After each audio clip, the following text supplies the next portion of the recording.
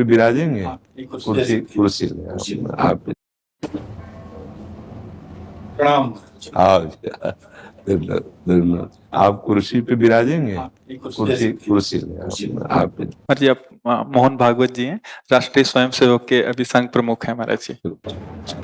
इधर इधर लगा। एक आसन भी इस पे बिछा दे। एक आसन आप विराज।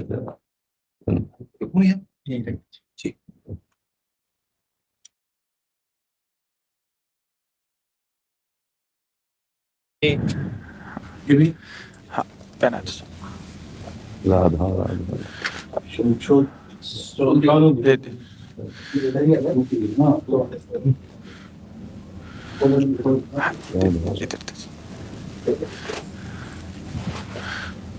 आप विराज। माला ऐसे रहने दीजिए, बैठ हम से अपनी शिव जी को प्रणाम करें।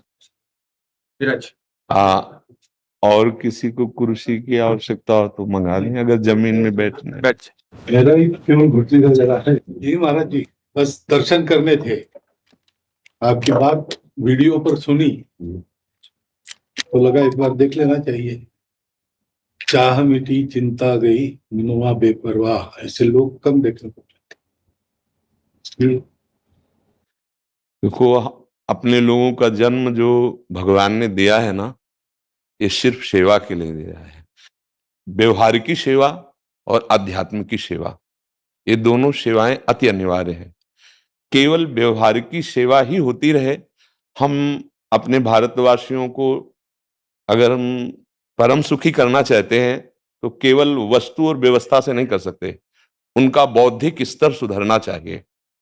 आज हमारे समाज का बौद्धिक स्तर गिरता चला जा रहा है, बहुत चिंता का विषय है। हम सुविधाएं दे देंगे, हम विविध प्रकार की भोग सामग्रियां दे देंगे, लेकिन उनके हृदय की जो मलिनता है, जो हिंसात्मक वृत्ति है, जो अपवित्र बुद्धि है, ये जब तक ठीक नहीं होगी तब तक हमारा देश धार्मिक देश है, हमारे यहाँ धर्म की प्रधानता है। तो इसी बात को बार बार हम सबसे निवेदन करते हैं कि ये जो हमारी नई पीढ़ी है, इसी से हमारे राष्ट्र की रक्षा करने वाले प्रकट होते हैं। जो विद्यार्थी जन है, उन्हीं में कोई एमएलए बनता है, उन्हीं में कोई सांसद बनता है, उन्हीं में कोई मुख्यमंत्री बनता है, उन्हीं में कोई राष्ट्रपति या प्रधानमंत्री उन्हीं में अपने लोग भी सब थे। अब हमारी शिक्षा केवल आधुनिकता का स्वरूप लेती जाए और व्यभिचार प्रवृत्ति, व्यसन प्रवृत्ति, हिंसा प्रवृत्ति, ये नई पीढ़ी में देखकर बहुत असंतोष हृदय में होता है।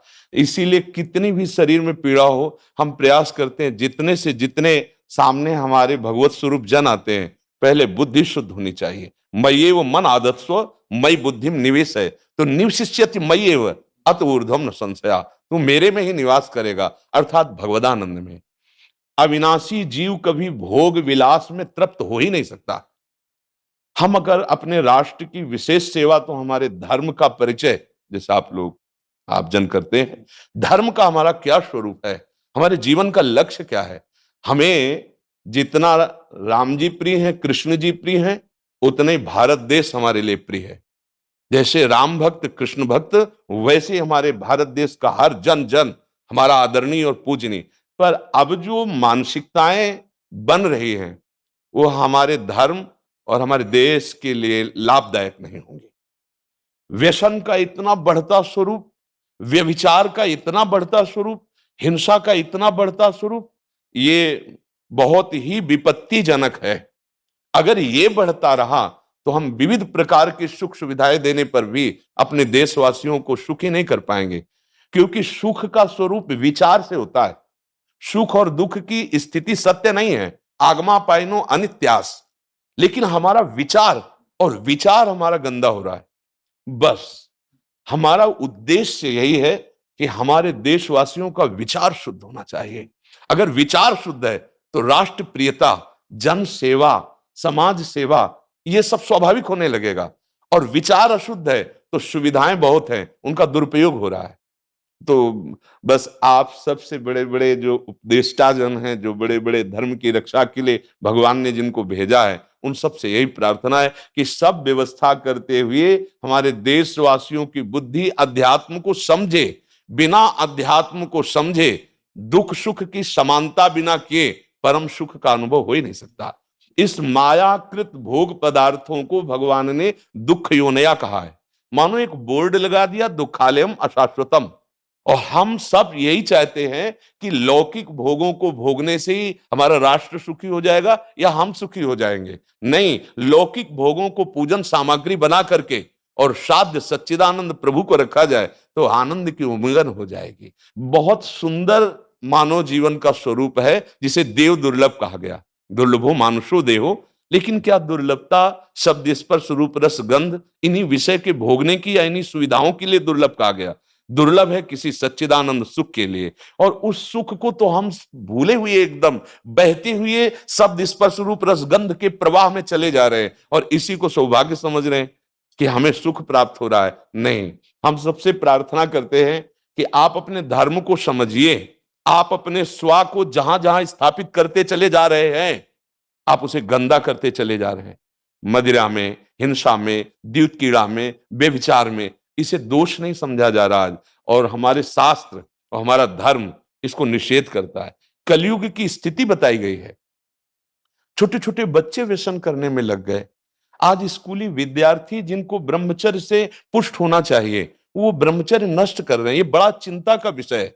हमारे देश के लिए जो जवान चाहिए, हमारे देश के लिए जो भक्ति चाहिए, उसमें बुद्धि और शरीर बल दोनों होना चाहिए। शरीर बल क्षीण हो रहा है क्योंकि व्यभिचार प्रवृत्ति में बहुत कमजोर अवस्था में, जैसे गेहूं की फसल है और गलेथ में काट ली जाए तो ना दाना मिलेगा ना सही भूस मिलेगा। ऐसे ही 20 वर्ष की अवस्था तक यदि ब्रह्मचर्य नष्ट कर दिया जाए तो वो गृहस्थ के योग्य में नहीं रह सकता। राष्ट्र सेवा की क्या बात है। हमारे राष्ट्र सेवा के लिए बहुत विशाल हृदय की आवश्यकता है। हमारे शरीर को बहुत स्वस्थ रखने की आवश्यकता है, तभी हम समाज सेवा, राष्ट्र सेवा। तो शरीर और बुद्धि दोनों का स्वस्थ होना बहुत आवश्यक है।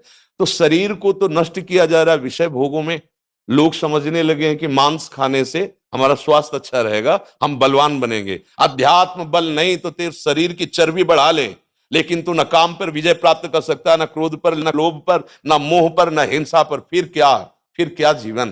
तो इसीलिए हमारा बार बार हृदय में सबसे प्रार्थना है, जिस संत भगवान भी आते हैं, ये देखो इस समय आवश्यकता विचार शुद्ध करने की है, आहार शुद्ध करने की है, आचरण शुद्ध करने की है। हमारे देश ने चरित्र की पूजा की है। रावण किसी बात में कम नहीं था। आज भी कोई शिव अगर अभिषेक होता है तो तांडव स्तोत्र उसी का गाया जाता है। जटाटवी गलत ज्वल प्रवाह पावित स्थले। ऐसा विद्वान और ऐसा बलवान जो 20 बार जैसे झूला आराध्य देव को झुलाया जाए, ऐसे महादेव सहित पार्वती को बाजुओं पे झुलाया, वो महाबली चरित्रहीन हो गया तो अपने देशवासियों ने राक्षस कह दिया उसको। चरित्र, आज हम चरित्र पर ध्यान ही नहीं दे रहे। पर्सनल लोन मतलब मनी की चरित्र बेचना मतलब कोई समझ में नहीं आ रहा। छोटे छोटे बच्चे चरित्रहीन हो रहे हैं। हमारा राष्ट्र संकट में पड़ जाएगा अगर हमारे बच्चे व्यवस्थित नहीं हुए, उनकी बुद्धि शुद्ध नहीं हुई, उनका स्वास्थ्य ठीक नहीं रहा। कौन आगे चल करके है? यही पीढ़ी तो है ना। इन्हीं में से तो निकलते हैं हमारे राष्ट्र भक्त, भगवत भक्त, देश सेवी। तो सबसे ये प्रार्थना है कि हमारे नई पीढ़ी को सुधारा जाए, उनकी मानसिकता, उनका बौद्धिक स्तर सुधरे, क्योंकि भगवान ने हमें सेवा के लिए भेजा है सबको।